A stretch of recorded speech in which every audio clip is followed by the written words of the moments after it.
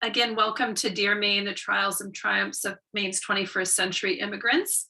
The Pejepscot History Center is focusing our programming theme this year in 2022 on immigration. And that's overdue in many ways. And I guess we're focusing on immigration writ large. We have certainly focused in the past on the French-Canadian wave of immigration in the 18th and 19th and 20th centuries, and the important impact that had on the community here and continues to have, as well as other folks that immigrated to this country, which is essentially everybody, unless you were Indigenous to Maine. So we have at times focused on different groups of people, but we wanted to look at immigration as a thread from the first people to arrive here that were not born here up through today.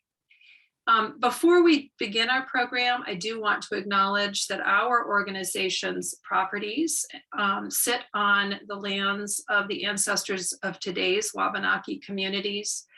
This is especially important to us to recognize this year, given this theme that we're doing, and that our region's first immigrants, in quotes, which were European settlers, quickly obviously became colonists. And those two things are not the same. And we're trying to hit home that all year, that immigration and colonization are very different. And immigration, first people to come here, 3-4 centuries ago, are not the same thing as the people arriving here today. And the original inhabitants of this land obviously were forever impacted by the arrival of those European settlers. I also want to acknowledge, I don't feel I can introduce this program today without acknowledging what's going on globally. It's sadly quite apt to be talking about immigration, some of whom of the main folks that we might be talking about today are refugees, while a potential new refugee crisis is unfolding in Eastern Europe. And our thoughts are with the Ukrainian people who only want the opportunity to live in freedom. As part of our focus on immigration, we have several other programs coming up that you might be interested in. March 10th is on Zoom at noon, is a program called The Arrival of the Ulster Scots in the Pejepscot region. And that will deal with both the Ulster Scots themselves and what their immigration here, how it affected the Indigenous people that were here.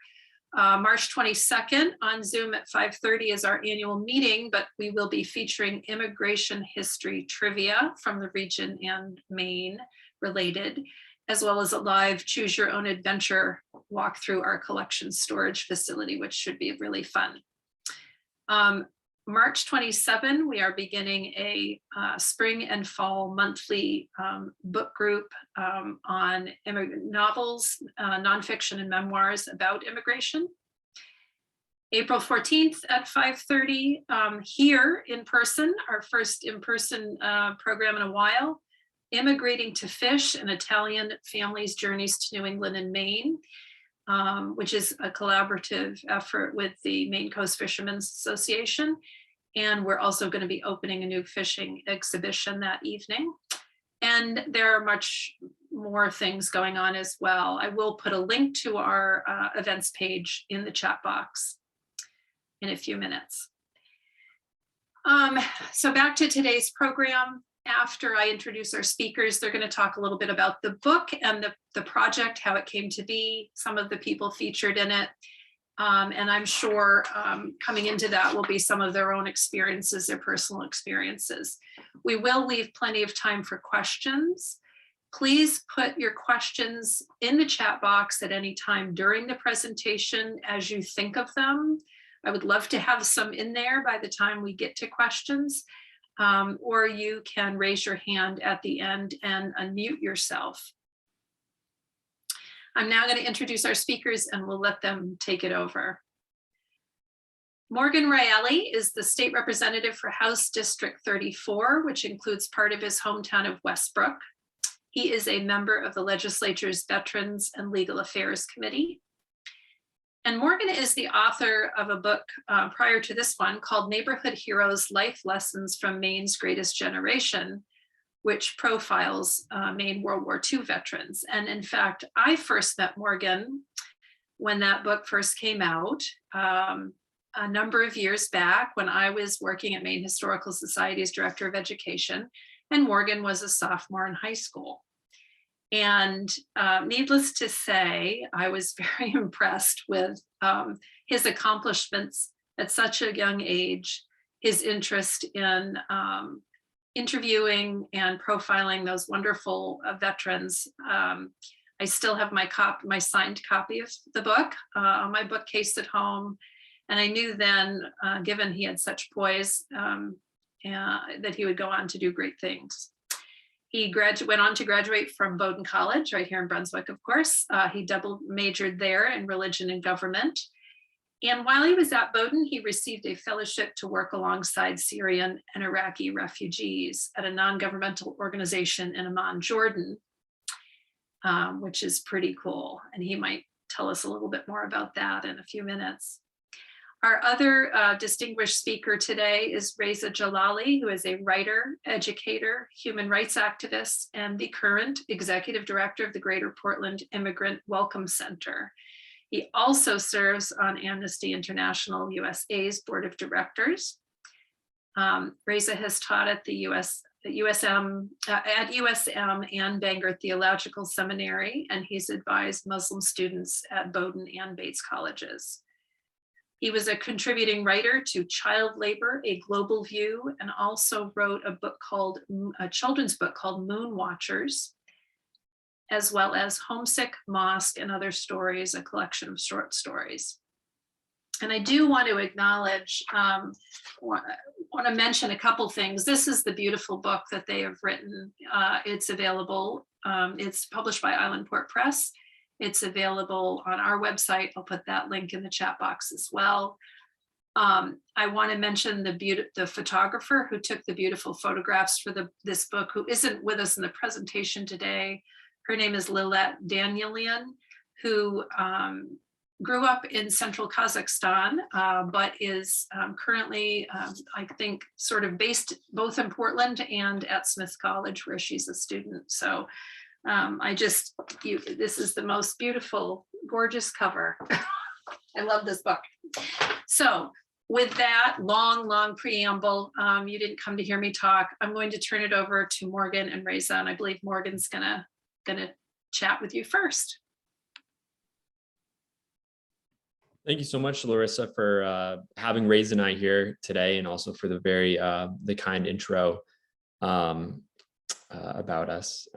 Again, thank you all so much for showing up today on this Saturday to come listen to us talk about Dear Maine and share the stories of the incredible men and women that Reza and I got to meet and profile over these past couple of years. This book started out about like in the summer of 2015. I had just finished my first book, Neighborhood Heroes. That was a series of profiles on Maine World War II veterans. And when I finished that book and when it came out, I started to think about who in kind of today's society that I could see a lot of the traits that I so admired in the Greatest Generation. And I remember kind of making a list, and a lot of the people who popped up on that list were people that I knew who were new Mainers. And I started thinking when I was at Bowdoin as a freshman that I wanted to do another book on a series of profiles on new Mainers. So I had gotten a grant to start working on that. So I started doing interviews. And I worked on it like on and off while I was at Bowdoin. And then my senior year, I was working on a paper looking at Islam in youth and like youth culture and my professor, Professor Morrison, told me that I should reach out to Reza Jalali, who was then professor at USM. And I remember going down to his office my fall semester, and then we just had just a wonderful conversation. And I kind of talked about the book project that I had in mind that I was kind of working on, and he had a similar idea, and we decided to join forces, and that's how kind of Dear Maine came about. And then it got luckily we were able to get published with Islandport Press, and the book came out this past December. So it's been an incredible experience, an incredible journey, and it was so wonderful to be working on this project with Reza, and then also to be teaming up and working with Lilith as well, who, I mean, did an incredible job with her photos. That I don't know if you have a copy of the book, and if you don't, hopefully you buy a copy. But I mean, her photos, the portraits that she did of the men and women that we interviewed are truly incredible. And I'll pass it on to Reza, and he can kind of talk about also his experiences. Thank you so much, Morgan, and thank you, Larissa, for the thoughtful and kind introduction. So, as Morgan said, we worked quite a few years to get this book out. And of course, like everything else, the pandemic compounded the problem and delayed us for perhaps for an extra 18 months to 2 years. And it was a joy working with Morgan. And for my turn, I would like to thank all of you, each and every one of you, to be here on such a sunny, beautiful Saturday, and thank Larissa for her efforts and support of this project, so we could be with you today. As Morgan said, it's really important that we also get a chance to thank Lilith, who's not here with us today. And she's an immigrant of Armenian origin. And so it's really quite meaningful to have her contribute to the book. I came as a refugee to Portland, Maine. At times it feels like 100 years ago. That was a really long time ago. And when I arrived in Portland, Maine as a refugee, back then we didn't have services, we didn't have the community resources that we have now for refugees, immigrants, and asylum seekers. And so it was really hard at times. It was quite difficult. There were many, many challenges that I faced as a newly arrived refugee. But it was the generosity of people of Maine. I fell in love with Portland, Maine from day one, and I never left. I stayed. And Portland, Maine is where my 2 children were born, and it became a home in no time. And at times I've talked about how it was in Portland, Maine that I got to write, I got to publish, I got to teach, and I got to write poetry. And the very actions that I was denied to do in my own country of birth. And here I was given not only that permission, but in a way I was given the space. And of course, I'm biased as an advocate for immigrant and immigration. I would argue that the strength of America is in its ability to add a chair to the table, to invite others, to keep the door open. And that's what we're celebrating today. We're celebrating every day. And we hope that this book can be used as a tool to educate Mainers and others nationally that immigration is good for this country, for this community, for this great state. That to me, arrival of refugees from Afghanistan, and I hear that some of them might be coming to your community, and those who are sitting in hotels and motels, some 1,200 of them from Haiti, from Angola, from DRC. that this is a continuation of a story that started a long time ago. And that's really the central plot of the American story: immigration, immigrants coming waves after waves to contribute to the richness of this great country. So I want to ask Morgan to tell us more about the book, if he has any favorite story. And of course, we have our own favorite chapters. In my case, I'm not going to tell you what they are. But I'm inviting Morgan. I hope he would tell us more about the process of the writing, how we came together with the list, how did we identify the candidates, and share some of the fun or not so fun stories.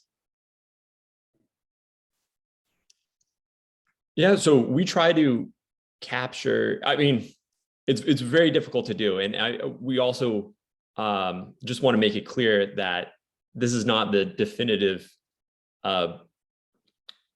like either history, or it doesn't capture the whole wide breadth of diversity that we have in our New Mainer community. But we try to get as many different stories as possible. And we try to have as much kind of also geographical spread as possible as well. So I mean, we profiled and interviewed people from El Salvador, like my friend Itza, who actually went to Bowdoin College and is a graduate of Bowdoin College. We interviewed and talked to people who survived the Rwandan genocide, who came here for totally other different reasons such as one woman that I profiled from Brazil who came here as an au pair. She just wanted to learn English to kind of help her in the tourism industry back in her home country in Brazil. And she ended up falling in love while she was here and settling in Maine.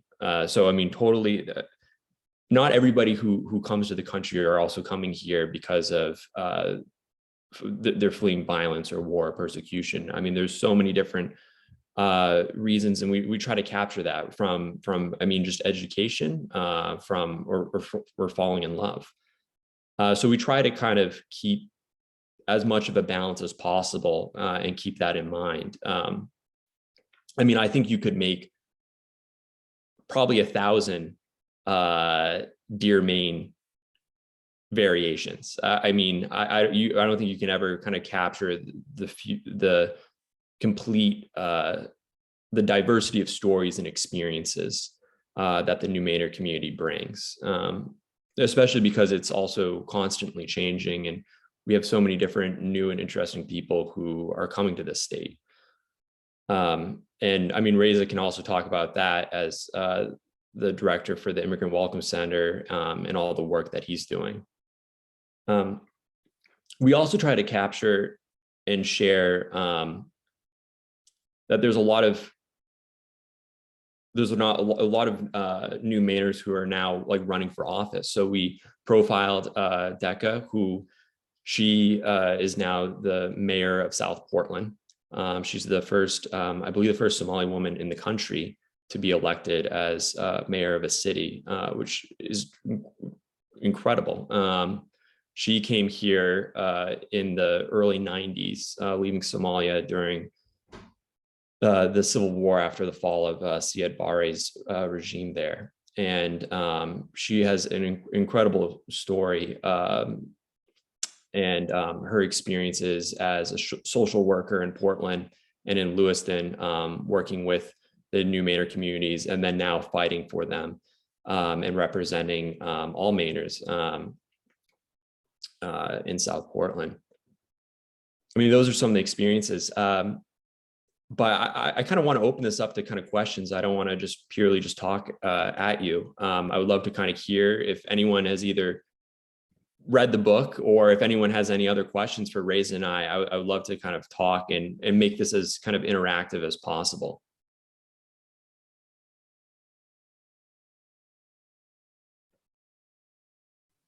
One of the things that I would love for you to talk a little bit about that,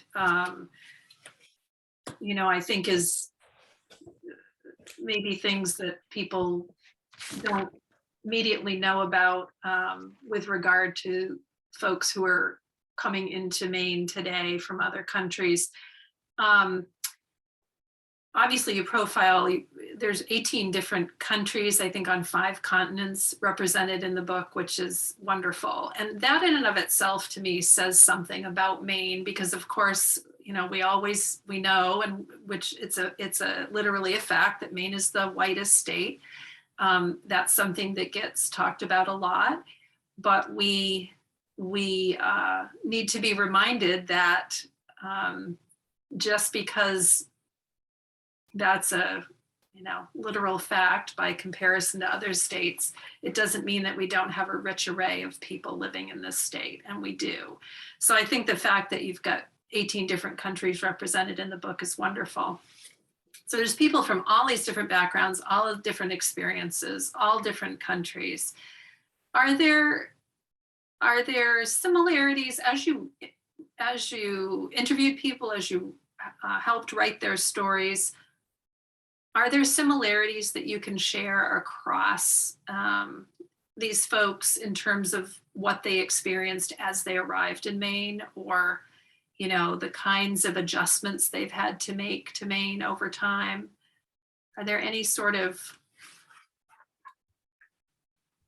things that you can point to that are, you know, we all know every immigrant experience is very individual, but are there things that kind of characterize some of the things that have happened to folks as they've arrived in Maine and gotten used to being here? If I may, I'll try to answer that question.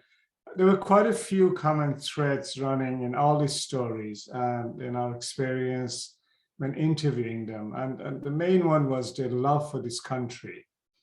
And that can be defined as their love for some of the cherished values we have in this country, including our democracy, liberty, and the fact that in most cases, we're not a perfect country, but in most cases, people can be judged here based on their character, and rather than their political ideology and belonging to the wrong religion or student organization, or because they want to write poetry or dance or sing. So the love for the American democracy, that was really something that kept coming up, because Morgan and I would have this typical question that what made you come to America? And when did you first hear about America? How did this happen that now you're here? And yes, there were some cases where we were told that they fell in love with America because of the Hollywood movies. And as we totally understand that. But in most cases, to be serious, it was really, again, that America continues to draw and lure people to come to its shores. And that's really good news. That's wonderful. I think the other one was that in some cases, the cultural difficulties, the cultural adjustment, the cultural shock, some people call it, adjustments one has to make when moving to a different country. I experienced that personally, that there were things here which were done differently, and no judgment there, what is the wrong or right way. And the other thing I would add, again, there were many, many common, but I'm just highlighting 2 or 3. The other one was that all of them, with no exceptions, were willing to work really hard, and at times work 2 or 3 jobs. And in some cases, in addition to attending school, learning English, or going for another degree, or attending college so that the degree from the country of birth can be recognized here, that they were doing all that. And I thought that was not only admirable, but they were really courageous for leaving everything familiar behind and crossing hostile borders and oceans and mountains, coming to this country. And again, as an advocate for these communities, it really, it hurts when I hear people saying, well, immigrants come to Maine to receive welfare. I can assure you that while writing these stories, while interviewing these individuals, that never came up, that I came to this country because to receive food stamps. And I can assure you that's not the primary reason why people come here. It makes me happy that we live in a caring state that does offer assistance to those who are in need. I'm proud of that. I'm not going to offer any apologies for that. And yes, there might be a few low-income New Mainers who here and there depend on public assistance, but that's not the majority of them. That's not the reason why they're here. Morgan, if you'd like to add anything, please go ahead. I know, I feel like you hit all of them. I mean, I saw the same similar stuff. I mean, definitely with the culture shock. I mean, one thing was just the level of processed food. I mean, American diets are highly processed. So I think that was a major kind of shock for many people that I spoke with who are not used to eating like that. I mean, I do think that there is a kind of a thread of that connects all of them with a real kind of sense of optimism and real kind of perseverance. Whether that is one person who a mother and a son who I interviewed from Bosnia who survived the siege of Sarajevo and were refugees in Greece and in Germany, and then made it all the way to Westbrook, Maine, only to lose her husband to an illness. And despite all of that, being able to kind of continue to have a very optimistic outlook and to be kind of constantly pushing forward. And that's also the same for people who I spoke with who were coming here either for education or for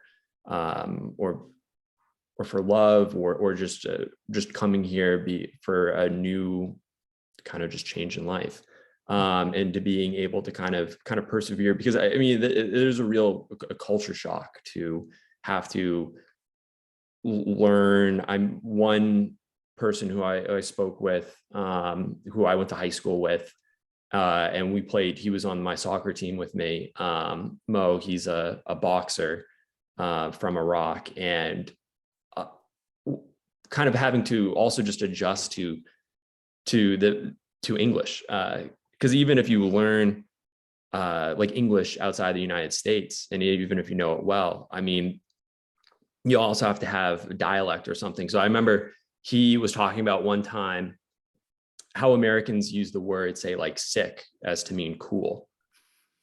And that was something, it's like little things like that kind of really trip people up, because it's hard to kind of, well, that table, or he was talking about, there was like a table that someone was referring to as like, oh, that's a really sick table. And he was very confused, where he's like, how can a table be sick? How can it be ill? So, I mean, there's a lot of things that, I mean, people, you really, both big and small things that you really have to have some serious perseverance and a sense of optimism in order to kind of be able to kind of push through that and to adjust. Just curious. Oh, go ahead, Larissa.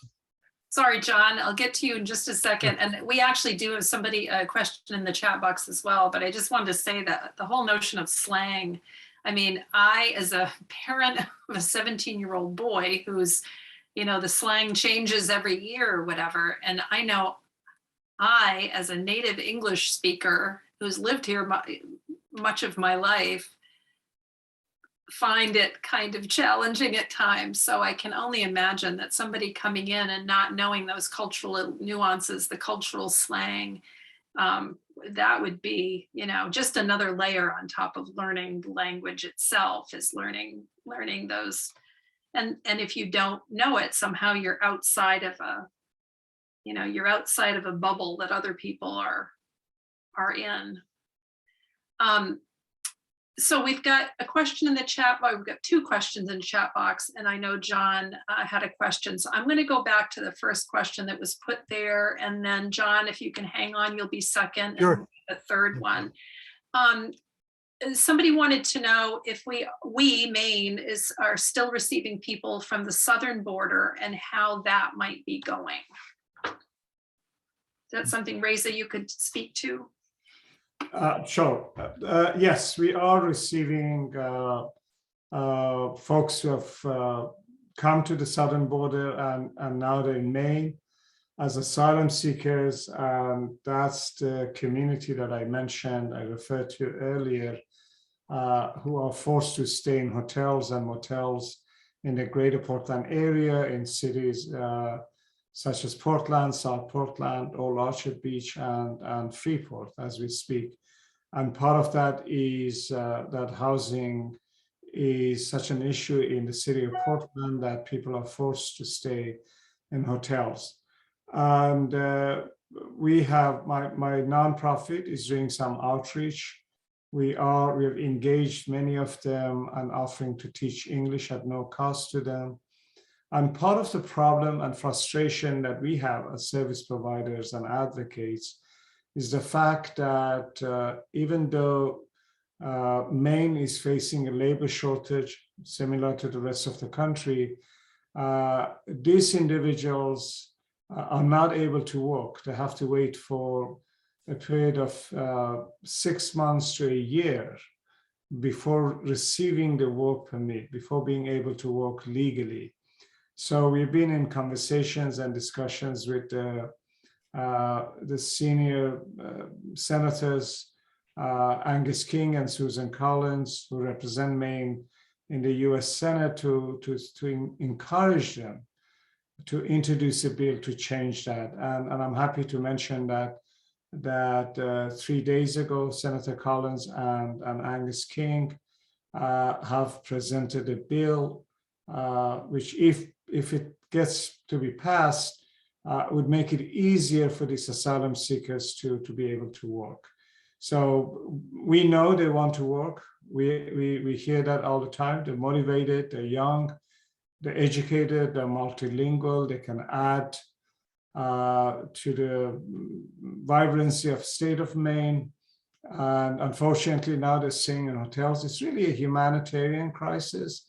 Imagine a family of 3, 4, 5 staying in one room and unable to cook. So as a community, of course, we feel bad about that. And the greater Portland area has responded really well in terms of ensuring that at least they have shelter, they have food, they have some medical care. But we're hoping that we could engage them in other activities. For example, helping them to start businesses, helping them to learn English, helping them to integrate into workforce. So that's the story, and they're mostly families with a few single individuals, and listening to them, the hardship that they have experienced getting to this point, the risks that they have taken. It is amazing, and I invite the community members to really pay attention to who they are and help them to feel safe and belonged in Maine. Thank you. John, do you want to go ahead and ask your question? Sure. I'm just curious about, do you see the people tending to cluster in the cities because of education and background, or do they tend to cluster because of ethnicity or national origin? Are there benevolent societies within these, nationalities that help one another the way they used to have the Irish American, or, years ago, there were lots of those Franco-American that tended to really support, immigrants coming in. But I'm not sure today. I know there were some Somalis that were starting to try and acquire farmland and get back to their agricultural roots, practicing, their brand of agriculture that was proving to be very successful. So I just am curious what you see happening as people arrive here. are they getting family units or clans back together or finding, help from their own?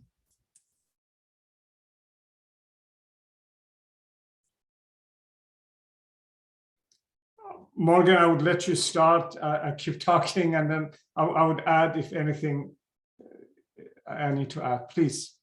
I mean, I can't really speak for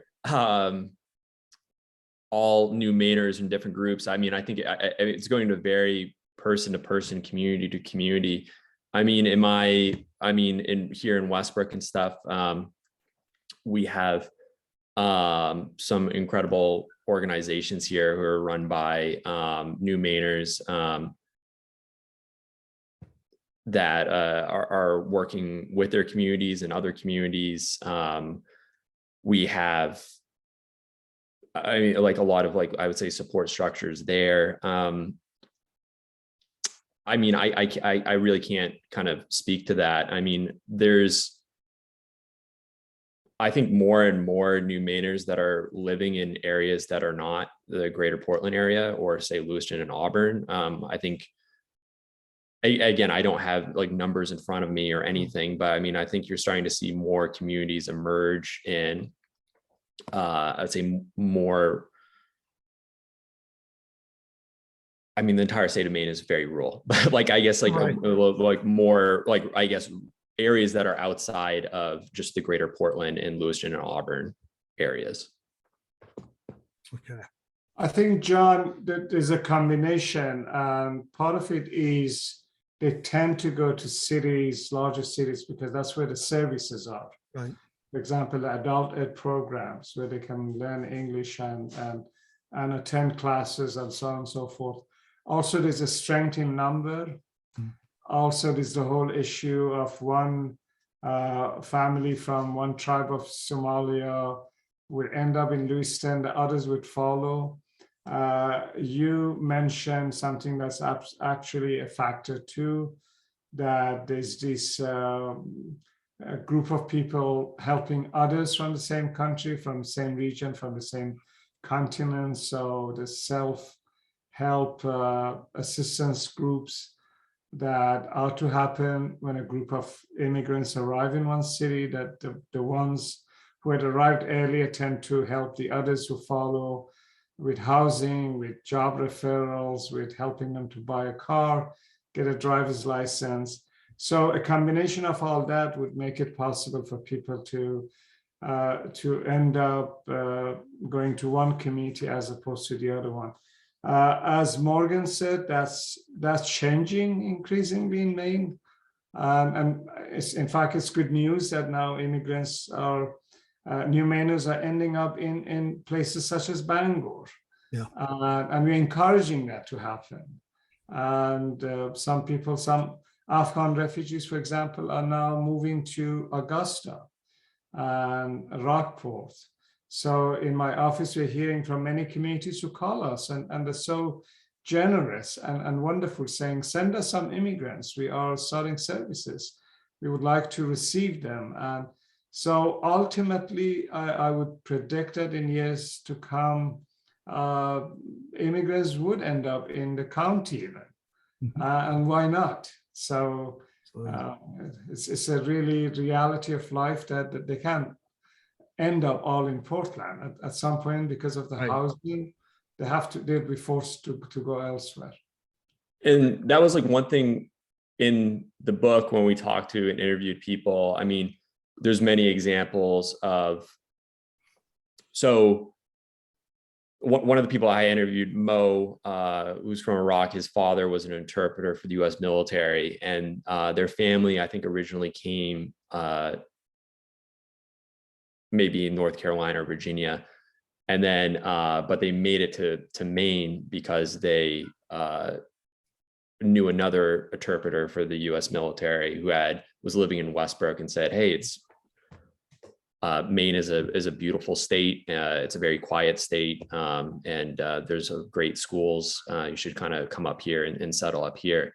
And then, but I mean, you also have, I mean, just because of the increase in housing, you're going to have a lot of people constantly kind of moving around and stuff. So, I mean, Mo who grew up in Westbrook with me. I mean, he now doesn't live in Westbrook, and his parents also don't live in Westbrook. So, I mean, people are also just kind of constantly kind of moving around, especially just because of, especially over the past couple of years, just the absolute skyrocketing in housing here, in the cost of housing.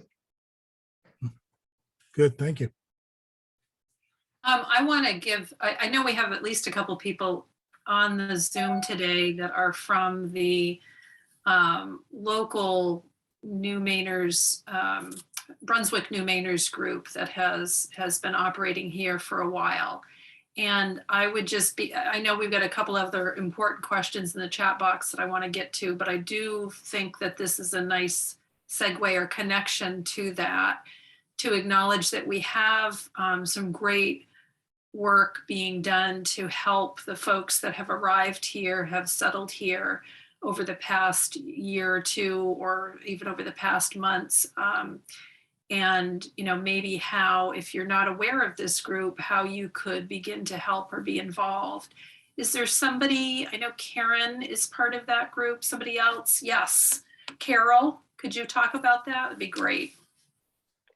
Sure. Karen, do you want to talk about our beginnings, and then I'll talk about where we are now? Are you there, Karen? Here she is. You're muted. You're muted. Correct. The organization actually came to be in 2016, 2017. And I would say it was actually an offshoot of the Indivisible groups that came together at that time as a result of the election of a particular president. When the Indivisible group came back from having gone to Washington to protest, and that they started meeting on a regular basis and divided members up into different categories of interest. And one of them was immigration. And several of us, Carol and I, were original members of that group. And we still have several other people in the group who showed up for that first offshoot meeting that they held.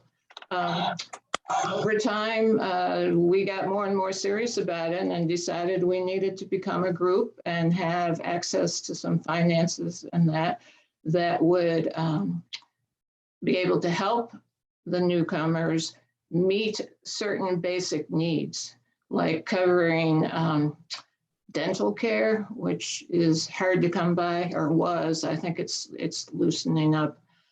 So that's kind of the beginning of us, and we became a program under the Brunswick Area Interfaith Council because we were not at that point in time a certified nonprofit.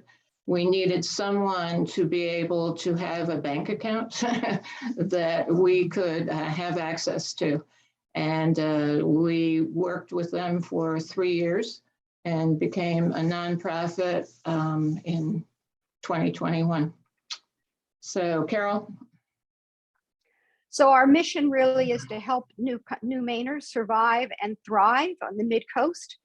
And that includes sometimes providing people with a mentor or mentor teams, or connecting them with services.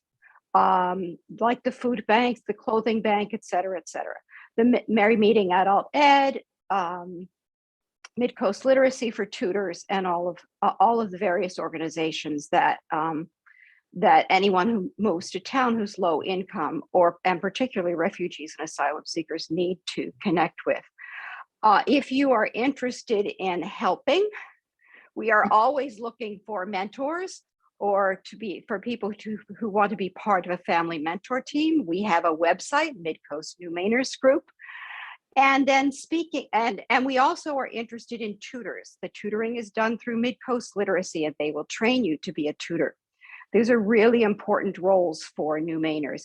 In that way, compared to we are similar to Welcoming the Stranger in South Portland, in the mentor teams. I also want to address the issue of the new Mainers who are now arriving in South Portland, the ones in the hotel at the Casco Bay Inn. They are being, if you're interested in becoming involved or doing some or helping with them, they are being serviced by the Freeport Community Services. And if you go onto their website, you can sign up for a weekly email where they will tell you what they need that particular week. In addition, we are expecting to receive at least one Afghani family and 3 in Brunswick and 3 Afghani families in Bath.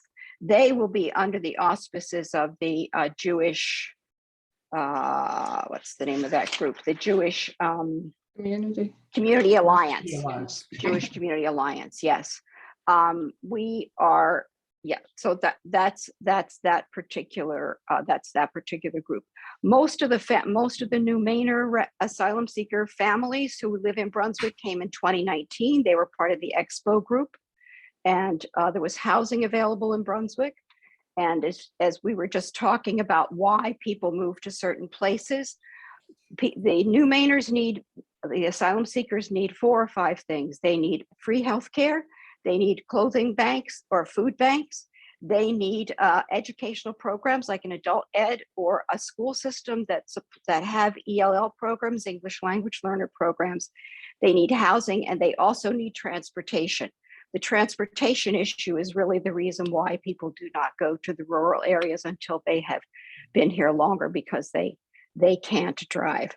So, so I think that about sums up where we are right now. We have about 25 families. If you follow the local news, you will see that the town of Brunswick recently opened a welcome center at the landing, and that will be used as a community center, not just for the new Mainers, but for others as well, but particularly will provide spaces for people to meet with their legal folks and with their tutors and to have community gatherings. Karen and Carol, I just want to thank you for all you're doing. This is great, and it brings a smile to my face, and I feel proud of Maine and Mainers for all we're doing to welcome and accept these the victims of violence and famine and climate change. For whatever reasons they come to Maine. I just want to briefly mention to both of you, share some good news that that Greater Portland Immigrant Welcome Center, which I lead, is offering free English classes remotely, and folks all they need is a cell phone in order to access the educational platform that we offer, and they can learn English that way. If they don't have a cell phone, if they don't have a laptop, we'll be happy to provide them, to loan them a tablet. So please contact us. Karen and Carol, I'm inviting you to join our efforts. We are trying to offer services, and we have worked with the Jewish Community Alliance, and they are aware of our programs, and we'd be delighted to be a partner in your efforts. Karen mentioned the election of a particular person to office in 2016. In fact, one reason for everything we do, whether it's this book, our efforts at the Greater Portland Greater Portland Immigrant Welcome Center, is to rehumanize immigrants. Because unfortunately, starting in 2016, and it had happened before that, but in 2016, it was normalized that as a country, we saw this dehumanization of immigrants, and they were called names, ugly names, and we want to change that narrative. And I think it's up to every one of us to do that. Thank you. Thank you. Thank you. I just need to add one thing, because I had a question about transportation. One of the things our group does do is provide transportation for people, because the bus route is now much better, but originally it was not. And we do, if anyone is interested in helping driving immigrants, new Mainers, we need volunteers to do that, as do they in Freeport, because there is no bus stop outside the hotel in Freeport. People need to go to the grocery store, and they need to go to the doctors in Brunswick. Thank you very much. End of commercial. Yeah, thank you both for talking about the program here. I think it just is great to get the word out further about that. You know, just as our historical society, it's important to us to do this program for lots of reasons, but I want to hit home the point that history is not 50 years ago or 25 years ago or 100 years ago only. It's also, you know, last month and yesterday, and it's being made right now as we speak. And that in 100 years or 200 years, how the experience of immigrants here in our region was and how they were helped and welcomed into the community is going to be part of the historical narrative of this community. So let's make that a great positive narrative. Quickly, we're kind of closing in on time. We have a couple really important questions, and I want to ask this one because this was just brought up by Reza, the issues of rehumanizing people that were completely unfairly dehumanized. And somebody asked a question about the experience of racism in the US, whether it might be where they first arrived in the US or Maine, and you know, whether the people that you interviewed for the book spoke about that and their experiences of it. And, you know, I also think as somebody who grew up in the central part of the state in Somerset County, and didn't really want to necessarily return to live there, that I've always gravitated to the southern areas of the state and some of the more progressive areas of the state. You know, I think, is that another reason as well that it's kind of tough to think about going to some of these more rural areas, which is not to say that there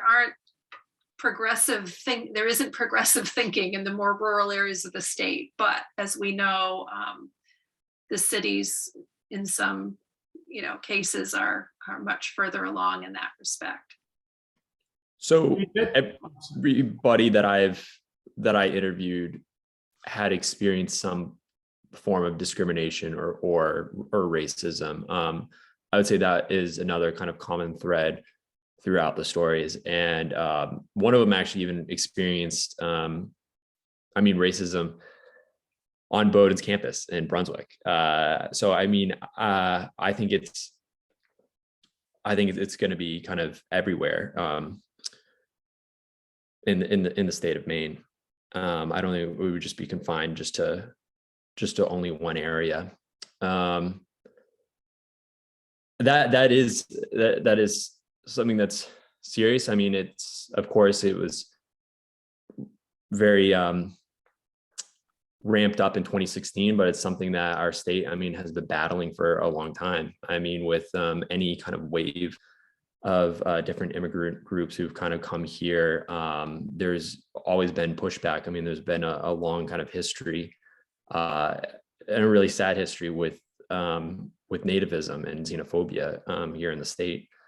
That's something that we all Mainers need to kind of continue to work and combat against, and try to build a more inclusive, a more welcoming society. I think we've made steps in the right direction, but I think that we still have quite a way to go. And I bet Reza can kind of share experiences, maybe even from his own experiences, but also the experiences that he's seen as the Immigrant Welcome Center.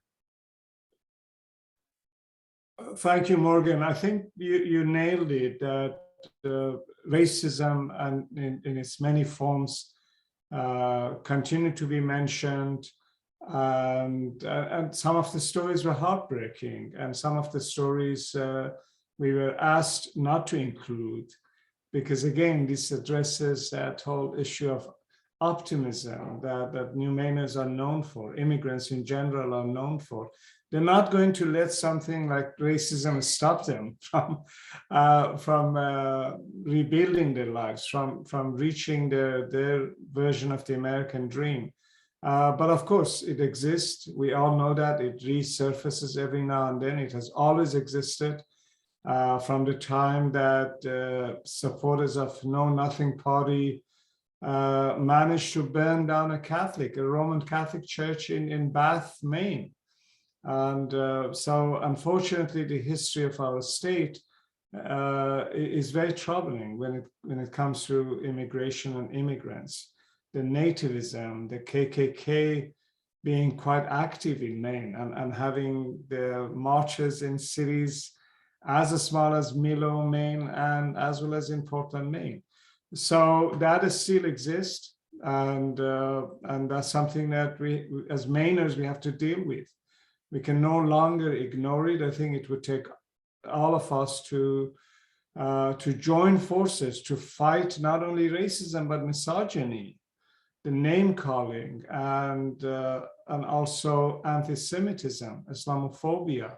This all really came up when we talked to some of the refugees that we are misunderstood, that my religion is a private matter with me, and why is it that because I'm wearing a hijab or a piece of cloth on my head that people assume that I'm a terrorist, that they ask me to go home. And then that brought up so many other questions that Morgan and I had to face, that where is home? I was interviewing this brother and sister from Afghanistan, and they articulated it so well. And the sister said, who gets to define where is home? Or who gets to define who's an American, who's not an American? I feel American. And that's really it again. I invite you to read the book. There's poetry, there's magic in that book. And because we really try to be good mediums. It's not work of fiction. We just really, we tried our best, and I hope we didn't fail. I speak for myself, that we managed to tell the stories in a transparent and honest way, so that other Mainers could get to know their neighbors. I think there's power in words, there's power in telling stories. And the sooner we learn the stories of our new neighbors, I think it's better for all of us. So well said. We're at 3:02. I want to end with the final question that was put in the chat box here. Somebody asked, hello from Maryland. Somebody's in Maryland on this Zoom, which is wonderful. Can you talk a bit about how you decided on the title for the book? It's a great title and interestingly ambiguous. Well, welcome, Linda from Maryland. That's exciting to have people from out of the state of Maine take an interest in this book. Reza and I we had a working title that we used for a couple of years, but the publisher and the publishers usually come up with the title because they have to put in like marketing and all that stuff. That Islandport Press came up with that title.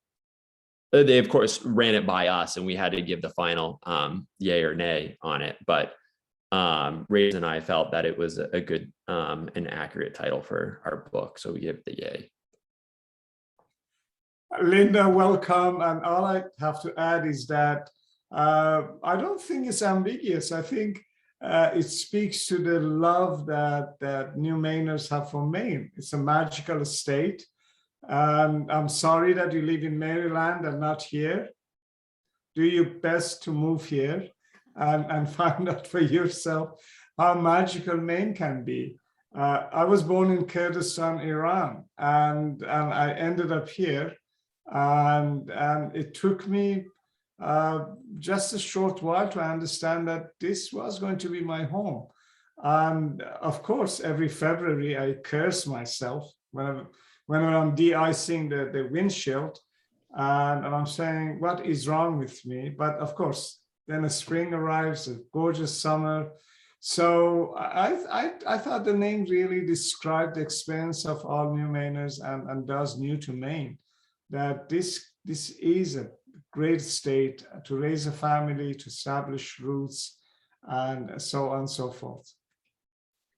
Thank you. I just wanted to say with regard to the ambiguity, I meant in terms of discourse, it's the opening of a letter. Dear Maine, let me, it could be the opening of a love letter, but it's also an endearment.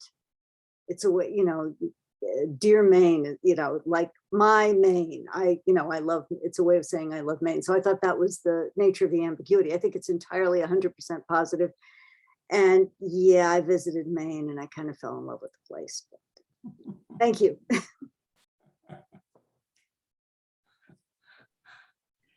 Thank you all for being here today on what is a cold but lovely Maine end of February day.